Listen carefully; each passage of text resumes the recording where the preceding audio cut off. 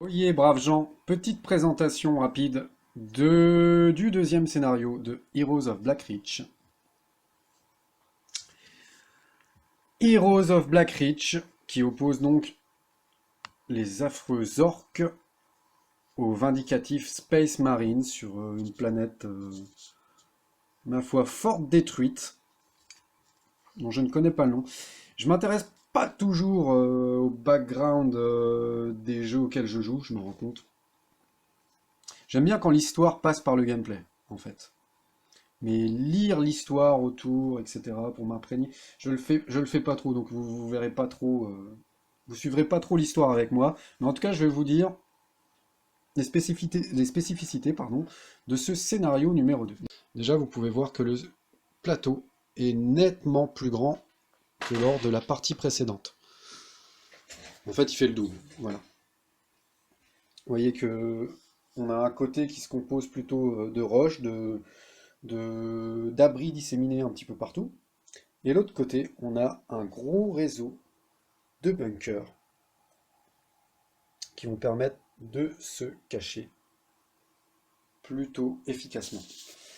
Alors, dans ce scénario, cette fois-ci, les Space Marines vont avoir une mission spécifique. Ça va être de tuer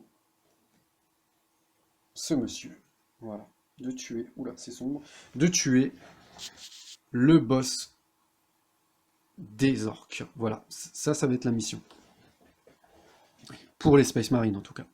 Et du coup, la mission des orques, ça va être de protéger leur boss pendant 6 tours. 1, 2, 3, 4, 5, 6. Si au bout du 6e tour, le boss est toujours vivant, les orques ont gagné la partie. Sinon, si le boss est tué avant la fin du 6e tour, ce sont les Space Marines qui gagnent la partie. Je vais vous montrer à quoi ressemble une page de scénario. Alors j'ai très peu de place sur la table. C'est un jeu qui prend plus de place qu'il n'y paraît. Je vous dis, il y a quand même des missions qui sont prévues pour 6 tuiles de plateau de jeu. Là, on est à 4. Moi, ça me prend déjà beaucoup de place, quoi. Voilà. Là, on a la présentation d'un scénario. C'est assez sombre, je sais pas pourquoi. Je vais lever un petit peu. Hop. Voilà la présentation d'un scénario. Donc, on a un côté fluff. Là, on nous explique qui sont les orques. Même si pour moi, c'est assez mal écrit, j'ai trouvé. Il y a tellement de choses à dire sur les orques de Warhammer 40 000 et du monde de Game Workshop. Du monde de Warhammer, du moins. Euh, voilà, c'est probablement les orques les plus fun que j'ai vus dans un monde d'Heroic Fantasy. Et là, je trouve ça assez basique, leur description. C'est peut-être pour ça aussi que je me suis pas trop intéressé au background du jeu, à l'histoire de la campagne. Voilà, peut-être à tort, hein, peut-être que le reste est très bien écrit. Voilà, donc là, on nous montre les compositions d'armées qu'on est obligé d'avoir pour faire le scénario. Et là, vous voyez, c'est encore on est seulement au scénario numéro 2, hein.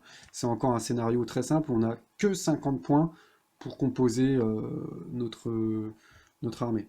Si je vous montre la page du troisième scénario, qui va introduire ce monsieur, le chapelain en rade pour les Space Marines. Pour le troisième scénario, on a déjà 150 points, voire 175 pour constituer notre armée Orc et 150 pour constituer notre armée Space Marine. Donc ça va vite monter. Là, on a encore les roulettes, on va dire. Mais, ça permet quand même déjà de faire des choix d'armée très intéressants, comme vous allez le voir. Donc là, je vais juste, dans un premier temps, présenter un petit peu, justement, ces 50 points, je les ai dépensés à quoi. Donc je vous rappelle, je vous le montre directement sur la carte du livre. Ici, on a la zone de déploiement des orques, donc cette fois-ci, c'est nous qui choisissons comment on déploie. La zone de déploiement des Space Marines, donc c'est les Space Marines qui vont avoir ce côté un peu bousillé de la carte, et ce sont les orques qui vont pouvoir se retrancher dans le bunker, un peu comme à la première mission. Et c'est d'autant plus important pour eux que donc on va avoir notre boss qu'on va essayer de protéger coûte que coûte. On va essayer d'éviter l'avancée des Space Marines pour que le boss survive tout pendant 6 tours. Donc le bunker ne sera pas un mal, hein, parce qu'il va permettre, ne serait-ce qu'au boss de se cacher derrière, par exemple, en attendant que les Space Marines arrivent, et à tous ces Sluggas et à tous bah, de toute façon, on n'a pas de shoota cette fois-ci. Mais ça va permettre à tous ces boys, quoi, comme on dit chez les orques, à tous ces boys de le protéger. Voilà, donc scénario un petit peu plus original que le premier, hein, même largement plus. Il va être beaucoup plus rigolo, vous allez voir. Et que dire? Ah, voilà, je vais faire la présentation. Du côté des orques, on a donc, comme lors de la première partie, on a les Green Riders, c'est-à-dire 4 Sluggas. Je vous rappelle qui sont les Sluggas, ce sont eux.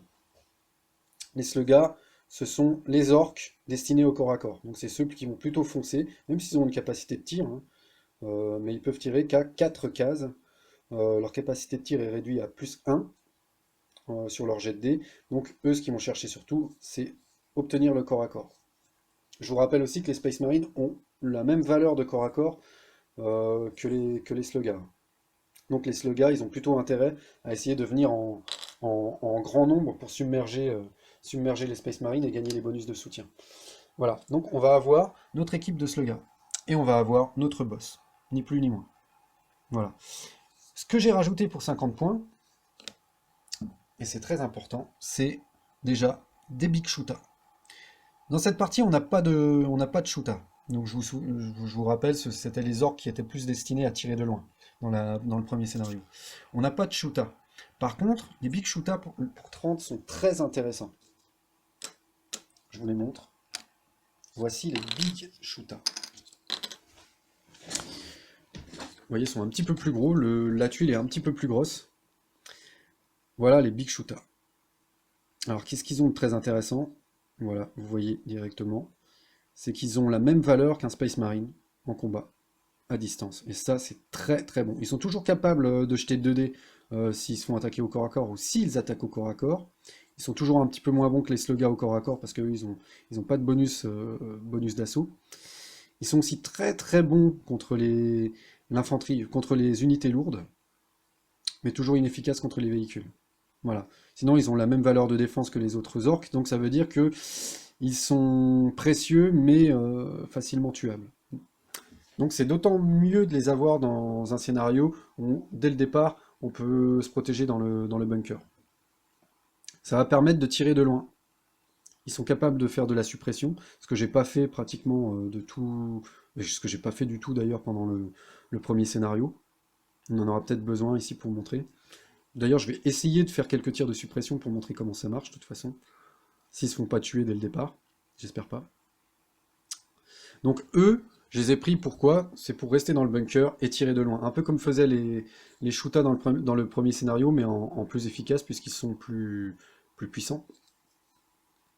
Et d'un autre côté, je vais vous montrer la carte du boss.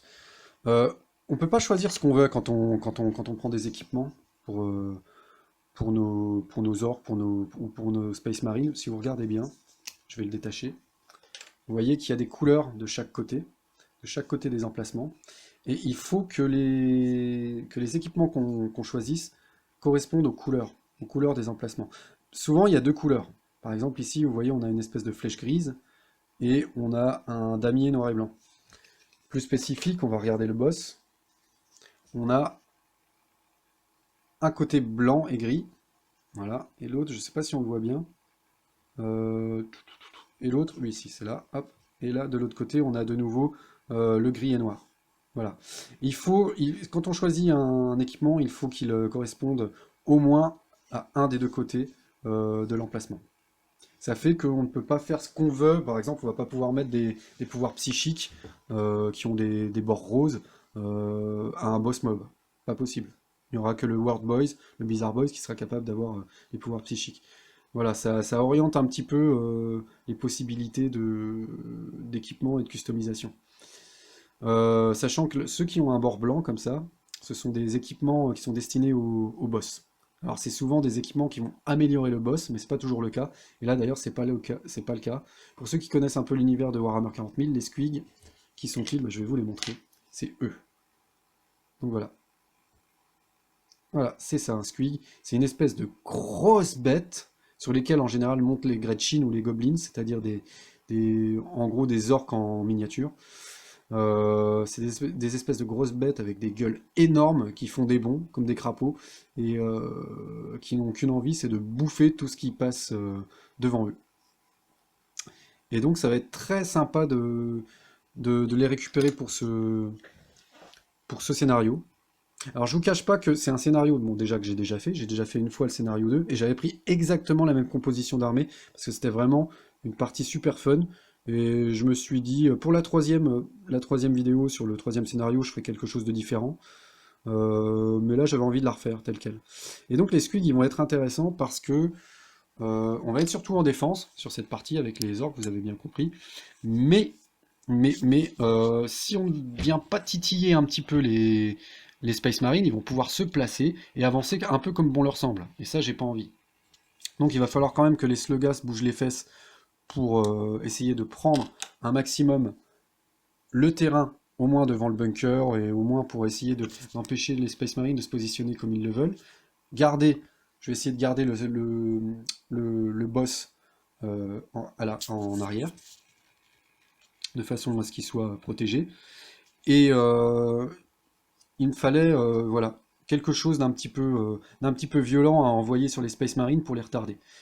Et les Squigs, c'est très bien, parce qu'ils ont déjà un bon déplacement, ils se déplacent à 4, ça veut dire qu'ils peuvent vite arriver sur l'adversaire.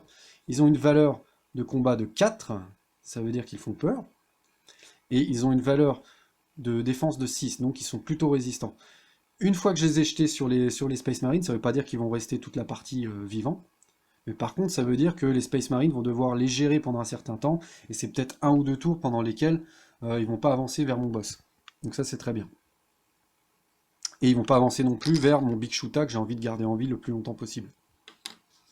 Voilà, sachant que les Sluggas, eux, ils vont être là pour essuyer les tirs et puis pour mourir petit à petit, hein, c'est le rôle des Sluggas. Essayer d'attraper quelques Space Marines au passage, en découper quelques-uns, et puis le reste du temps, servir de chair à canon, quoi. Voilà. Les importants dans mon armée, c'est les Big Shoota qui vont rester en arrière, les Squig qui vont foncer en avant, les Shoota qui vont servir de ciment et qui vont se positionner un petit peu pour ralentir aussi l'avancée des Space Marines, et mon Big Boss qui va sûrement très très peu participer et plutôt aller se cacher aux confins du bunker. Voilà. Voilà l'idée. Maintenant, de l'autre côté, on a les Space Marines. Alors ils sont pas nombreux, ils sont toujours pas nombreux pour ce scénario, hein. On a seulement nos 4 Space Marines de base, comme lors du premier scénario, donc 2 tactiques, un plasma gun. Cette fois, je vais pas faire la même erreur que la première fois. Je m'étais pas rendu compte qu'ils étaient moins puissants au corps à corps, et du coup, ça m'a joué un sacré tour à la fin du premier scénario. Donc voilà, 2 tactiques, un plasma gun plus puissant contre les unités lourdes, mais là, ça va pas trop servir. Donc c'est plutôt un boulet le plasma gun, hein. Il est moins efficace que le tactique, et là moi j'ai toujours pas avec mes orques voilà, d'unité lourde, donc il n'aura pas trop d'intérêt. Bon, c'est un boulet, c'est quand même un Space Marine, hein, donc une escouade de Space Marine, donc c'est quand même très efficace. Et donc le sergent, Vorolanus, comme il n'a pas servi au premier scénario, justement, là, je vais faire en sorte qu'il serve un petit peu, en tout cas, on va essayer. Donc, on lui a mis à ce Vorolanus, c'est ça son nom? Oui, Vorolanus. On lui a mis un petit lance-flamme, voilà, un pistolet lance-flamme, qui va lui servir à courte portée. Je vais essayer de retrouver le gabarit. Voilà, le gabarit, c'est ça. Donc, je vous montre hein, par rapport à un personnage en jeu. Voilà, je place le sergent, voilà, je place le gabarit devant lui, on est d'accord, ça tire pas très loin. Mais là où ça tire, ça fait très très mal. Donc le but, ça va être d'essayer de zigouiller, par exemple s'il se retrouve devant le bunker, ça va être de zigouiller les orques qui se cachent dans le bunker sans avoir à y entrer. Voilà, parce que je vous rappelle, une fois devant, enfin quand on est à l'extérieur du bunker, on a un malus de -2 pour tirer à travers les meurtrières. Et même si on veut attaquer au corps à corps, on a toujours un bonus de -2 tant qu'on n'est pas rentré à l'intérieur. Donc pour éviter ça, pouf, lance-flamme. Lui, il n'a pas de malus. Donc je crame directement par la meurtrière tout ce qu'il y a derrière et ça me permet d'être plus tranquille. Voilà, voilà. Et ce que j'ai acheté aussi, alors vous avez vu, j'ai pas réussi à arriver à 50 points pile. J'avais 50 points pour fabriquer mon armée, j'ai que 40 points, mais bon, tant pis. Et j'ai un Thunderfire Cannon. Qu'est-ce que c'est que ça? Dès que je le retrouve, je vous le montre. Voilà, c'est ça. Le Thunderfire Cannon, vous avez vu, c'est très gros, c'est très violent, c'est badass. Et par contre, j'ai pas sorti le gabarit, je vais le sortir aussi. Le gabarit du Thunder Cannon, c'est ça. C'est ceci. Voilà. Ça va s'utiliser de deux manières. Une fois qu'il est en jeu, il va utiliser ce gabarit pour tirer. Il n'a pas besoin d'avoir une ligne de vue, contrairement à toutes les autres unités. Il n'a pas besoin d'avoir une ligne de vue sur ses ennemis. Il suffit qu'il désigne un endroit sur la carte et il va pouvoir tirer à cet endroit. Il a quand même une limite, si vous voyez là. Ça veut dire qu'il va pouvoir tirer que devant lui. Que dans un... je sais plus exactement, il faudrait que je regarde dans le livre des règles, mais en gros c'est à 45 degrés, on imagine. J'imagine que ça veut dire qu'il va pouvoir tirer comme ça. Voilà. Par là, donc dans cet axe. Voilà. Donc la manière dont on le positionne est très importante. Et ensuite, il va choisir n'importe quelle case, intersection de cases, par exemple celle-ci. Voilà. On va jeter un dé pour savoir si le tir se disperse. D'ailleurs, c'est l'autre côté. Voilà. Si vous regardez bien, voilà, on a 1, 2, le 2 qui est là, 1, 2, 3, 4. Si on fait 1, 2, 3 ou 4, le tir va se disperser. Donc, par exemple ici, si je mets, que je dise pas de bêtises, on le met comme ça, voilà. Si je mets mon gabarit de cette manière, et que je jette le dé et que je tombe voilà, sur un 2, ça veut dire que mon tir va se disperser de 2 cases par ici. 1, 2. Voilà. Donc on va pas du tout tirer au même endroit. Ensuite, on retourne et on voit les dégâts qu'on fait suivant le code qu'on voit sur l'arme. Donc là, c'est du B en indirect. Donc en tir indirect, ça veut dire qu'on peut tirer sans avoir de ligne de vue. Donc on regarde les valeurs B. Voilà, on fait moins 4 plus 4 dégâts pour tout ce qui est en dessous. Plus 3 contre l'infanterie lourde, les unités lourdes, plus 1 contre les véhicules, voilà. Voilà. Par contre, si je dis pas de bêtises, si on touche un bâtiment, les personnes qui sont dans le bâtiment, enfin les unités qui sont dans le bâtiment, ont toujours droit aux capacités du bâtiment. Ça veut dire que ici, on a un -2 sur le +4 qu'on était censé faire en dégâts, on aura un malus de -2, donc on n'aura plus que +2. Que dire d'autre? C'est aussi une arme qui permet de détruire les bâtiments, sauf que c'est quelque chose qui n'a pas encore été intégré à Heroes of Black Reach. Voilà, voilà. Donc, j'ai décidé de garder une arme à distance pour essayer de toucher sur un malentendu le foutu boss qui va se cacher dans le bunker. Ça va être dur, hein, il va y avoir une dure résistance. On n'a pas beaucoup de troupes, donc il va falloir bien la jouer en finesse pour réussir à rentrer dans le bunker jusqu'au boss. Là, justement, c'est pas du tout de la finesse. Là, ça veut dire que je vais pas avoir besoin forcément d'avancer pour essayer de faire des dégâts là où se trouve le boss. Par contre, c'est de l'indirect, ça veut dire que voilà, je suis pas sûr du tout de toucher. Le gabarit va aussi bien partir à droite, à gauche, etc. Et à chaque fois, moi, ça me coûte quand même une activation. Hein. Je suis obligé de mettre un ordre pour l'activer, et aussi bien ça va toucher personne. Donc c'est à double tranchant comme arme. Et une autre faiblesse aussi de l'arme, c'est qu'elle se déplace à deux. Donc une fois que les slugas vont arriver à proximité pour la découper au corps à corps, elle n'aura pas beaucoup de choix pour se sauver, quoi. Mais ça valait le coup d'en acheter une et d'essayer de bombarder la position du boss à distance. Et moi, normalement, dans ce scénario, moi je suis censé, avec mes Space Marines, avancer autant que possible, et le plus efficacement possible, vu que je suis toujours en sous-nombre, pour aller débusquer le boss qui va sûrement se trouver dans le bunker. Donc ça va me prendre un certain temps pour arriver jusqu'au bunker, pour réussir à créer une brèche, pour réussir à avancer à l'intérieur, etc. Et ce scénario-là se joue en 6 tours seulement. Et donc, pendant ce temps-là, les orques peuvent se sentir à l'abri. Voilà. Ils peuvent se dire, j'ai pas besoin d'avancer sur la carte, il me suffit de bien préparer ma défense et d'attendre les Space Marines. Mais non, parce qu'avec le Thunder Fire Cannon dans le coin, les orques vont être obligés de sortir de leur zone de confort pour aller détruire ce foutu canon, parce que s'ils le laissent en jeu pendant 6 tours, il y a de grosses chances que leur big boss soit réduit en bouillie avant la fin. Voilà, donc l'idée, de toute façon, ça va être dans la zone de déploiement de le mettre ici. Pourquoi ici? Parce que devant, on a une zone infranchissable et qui arrête, alors je sais pas si on le voit d'ici, qui arrête la ligne de vue.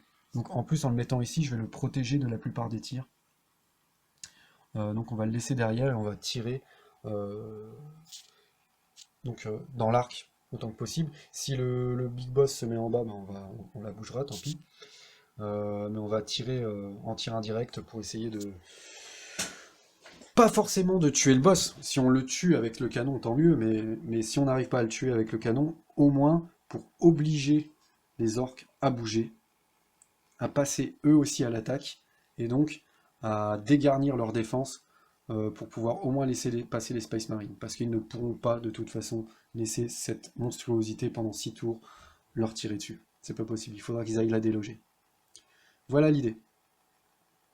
Donc d'un côté, on a des orques qui tablent sur... hop là, voilà, qui tablent sur leur Big Shoota et sur leur Squig pour leur faciliter la tâche. S'ils perdent l'un ou l'autre, ça va être déjà beaucoup plus difficile, mais leur but, c'est pas de gagner, entre guillemets, c'est de tenir. C'est de tenir 6 tours. Donc le but, c'est de ne pas les perdre au premier tour, ni les Squig, ni les Big Shoota, c'est de jouer intelligemment pour les garder le plus longtemps possible, et, pour qu'ils puissent protéger leur boss le plus longtemps possible.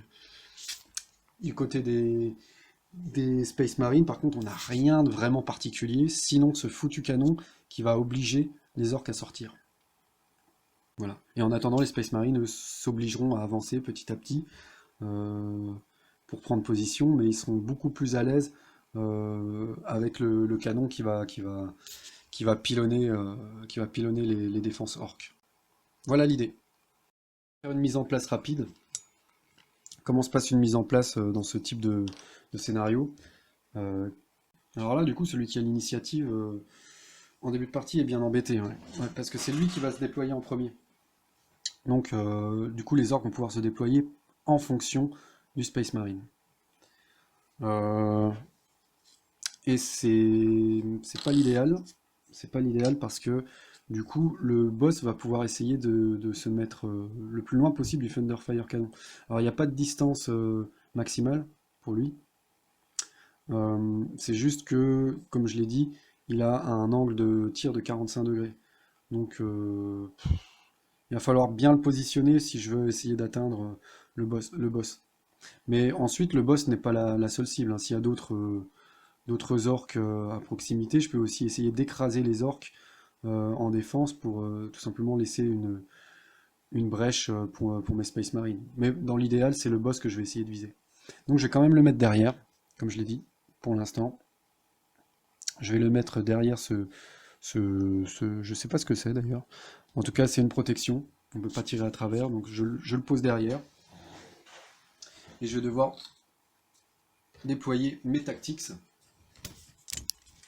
Mes 4. Alors, j'ai vraiment pas beaucoup de place. Je pense que je vais beaucoup bouger les plateaux sans le faire exprès, mais c'est pas grave. Donc mes tactics, je rappelle, je peux déployer sur 3 cases. 1, 2, 3.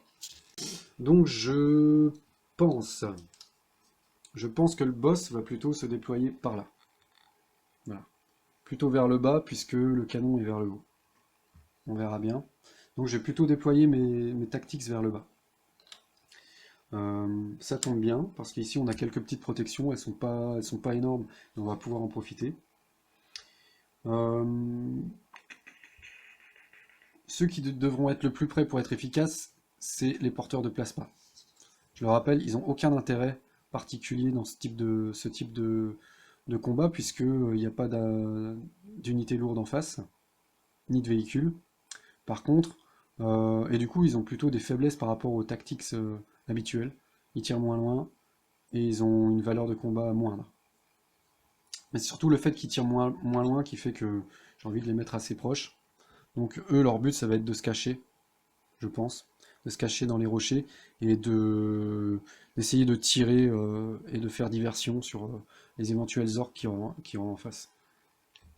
Euh, Parce que du coup, comme ils ont moins de capacité de combat corps à corps, j'ai pas forcément, c'est pas eux que j'ai forcément envie d'envoyer dans les couloirs du bunker. Donc ils vont plutôt là être là pour tirer et puis voilà, pour faire diversion, quoi. Ensuite, on a les tactics, donc que je vais déployer. euh, je pense pas laisser une escouade de Space Marine pour protéger le canon. Déjà, c'est pas le but. J'ai quand même très peu d'escouades. Et je pense pas en dédier une à la protection du canon. Ce serait contre-productif. J'ai vraiment besoin de mes escouades pour se rapprocher du bunker le plus possible. Moi, mon objectif, il est quelque part là-bas. C'est le big boss qu'on doit éliminer. Donc, je pense pas que ce serait productif de protéger le canon. Le canon, il va appeler les tirs et les orques contre lui. On va dire qu'il va faire diversion pendant un certain temps jusqu'à ce qu'il se fasse détruire, tant pis. Et en attendant, moi je fonce avec mes tactics. C'est l'idée. Alors ici, on a une protection qui me plaît beaucoup, donc je vais mettre un tactics ici. Non, même pas. Non, ici je vais mettre le sergent. Parce que le sergent, je vais quand même payer un lance-flamme. J'ai pas trop envie qu'il se prenne des dégâts dès le début de la partie, comme c'est arrivé au premier scénario. Donc voilà, là il est plutôt bien protégé dans les roches. Et mes deux tactics, du coup, je suis quand même tenté d'en mettre un au-dessus. Ah bah non, il va être à 4 cases, donc pas à 3 cases. Donc non, je peux pas le protéger là. Euh, je pense que je vais en laisser un. Ah, je sais pas. Il n'y a pas assez de protection en fait. Je pense que je vais en laisser un ici. Voilà. Je vais en laisser un à côté. Qui va. Et on va faire le contraire. On va protéger les squads tactiques dans le cratère. Et on va laisser les squads plasma à découvert. Moi, ceux que j'ai envie d'envoyer dans le bunker, c'est les tactics. Et les tactics, j'ai pas envie qu'ils arrivent déjà affaiblis. Donc voilà. Et comme j'ai pas assez d'endroits où me protéger, eux, on va les mettre là. Voilà. Comme ça va au moins les protéger euh, en face. On sait jamais si l'ennemi a envie de mettre des orques dans le bâtiment ou s'approcher ou quoi ou qu'est-ce. Là, il y a les rochers qui vont empêcher la ligne de vue. Là, il y a aussi des rochers qui peuvent empêcher la ligne de vue s'il y a des orques un petit peu plus haut. Donc voilà, je vais les positionner ici. Donc, les orques connaissent la position des Space Marines et ils vont essayer de se positionner aussi en fonction. Euh, Déjà, là, c'est clair et net. Quand tu vois une arme comme ça, tu veux l'éliminer. Donc ce que je vais faire, c'est que je vais mettre à 3 cases, ouais. Je vais mettre les squigs ici, derrière le bunker, de façon à ce qu'il y ait très peu de chances qu'il soit touché par un tir. Et l'objectif, ça va être qu'ils passent par le trou qu'on a ici, et qu'ils avancent le plus rapidement possible vers le canon, pour essayer de le détruire. Maintenant, sur un accident, je perds mes squigs, j'ai plus rien pour m'occuper du canon, ça c'est pas possible. Donc je vais quand même mettre un ou deux slugs aussi du côté du canon pour être sûr d'avoir assez de troupes et que voilà, s'il y en a un qui tombe, les autres puissent continuer. Des slugs de l'autre côté. Voilà, qui vont passer aussi par là pour avancer. Et les derniers, les derniers, je suis pas très sûr. Déjà, je vais choisir comment je positionne mon seigneur, mon boss. Euh, on va faire très simple pour le boss. On va le mettre le plus loin possible ici, le plus loin possible des Space Marines. Par contre, il faut que je vérifie s'il est dans l'angle du canon. Hop, donc le canon, si je dis pas de bêtises, il va tirer comme ça. Ah ouais, mais non, en fait, le canon où il va toucher tout. Ah oui, non, je peux pas me protéger du canon, c'est pas possible. Ah oui, je m'étais pas rendu compte. Ah oui, en fait, cette limite de ligne de vue, enfin d'angle de vue en tout cas, euh, elle n'empêche pas forcément le canon de toucher ce qu'elle veut. C'est surtout que du coup, elle ne pourra pas tirer sur des ennemis qui viennent de flanc, du flanc. À part ça, elle tire un peu où elle veut, quoi. Waouh. Donc dans l'idée, le boss ne peut pas vraiment se protéger là-bas, quoi. Je vais le changer de place. Je vais le mettre là, le boss. On va voir. On va voir. Alors en début de partie aussi, il va pas falloir que je garde des unités trop proches les unes des autres parce que le canon justement pourrait les bousiller, quoi. Si j'ai deux unités l'une à côté de l'autre, le canon pourrait voilà, tirer sur les deux à la fois, j'ai pas envie. Donc il me reste ces quatre unités à placer, dont le Big Shoota. Et le Big Shoota, il va venir directement dans le bunker. Là, ces sections du bunker sont à 3 cases du bord, donc c'est dans ma zone de déploiement. Comme ça, ils pourront se positionner le plus rapidement possible pour tirer. Et il me reste 3 slugas à placer. Je suis quand même vachement tenté d'en remettre un deuxième en haut et de foncer, quoi. De foncer avec tous les slugas que j'ai sous la main euh, vers le canon. De toute façon, les Space Marines sont là-bas. Je pense que ah oui, non, non, je peux pas le mettre là. Je peux pas le mettre là parce que dans ce cas-là, le canon risque de me tirer dessus et de faire très mal. Ah mince. Ah, il est pénible ce canon. Je vais pas les mettre non plus hyper loin derrière. Euh, Non, tant pis. Tant pis, je vais quand même les mettre les uns à côté des autres parce que si je le fais pas, euh, ça veut dire que je mets mon slogan très loin derrière, il va prendre encore plus de temps à arriver. J'ai pas envie. Par contre, je le mets pas à côté des squigs parce que les squigs, j'ai pas envie qu'ils soient pris pour cible sous prétexte que euh, on- le Space Marine va pouvoir toucher plusieurs troupes d'un coup en touchant les squigs en même temps. Donc les squigs, je les laisse tout seuls. Je fais bien attention à les laisser tout seuls. Il me reste encore deux troupes de slogan. Ben, on va en mettre une ici. Voilà. Et l'autre, on va la mettre là, ici, tout en bas. Il y en a là, je ne sais pas encore ce qu'ils vont faire, donc voilà, j'ai préféré m'étaler tout le long. Et s'il faut, de toute façon, je suis pas dans une optique offensive et aller tout droit vers l'ennemi. J'ai le temps de me repositionner, le temps qu'il arrive, voilà, d'être d'être au mieux. Et puis bien sûr, j'ai essayé de laisser mes slogas et mes orques près des ouvertures pour pouvoir entrer, sortir plus facilement, parce que je le rappelle, une fois qu'on est dans le bunker, quand on entre dans le bunker, on perd tous les points de mouvement qui nous restaient, et quand on sort du bunker, on perd de nouveau tous les points de mouvement qui nous restaient, à partir du moment où on passe par les fenêtres, là. Voilà. Donc ça, j'ai pas envie du tout, et de positionner les orques comme ça, près des endroits où le bunker est éclaté, ça va permettre de quand même utiliser mes 3 points de mouvement si j'ai besoin d'avancer. Donc c'est pour ça aussi que je suis resté près du bord, j'en ai mis plein près du bord ici. Voilà, donc là on a le positionnement de départ.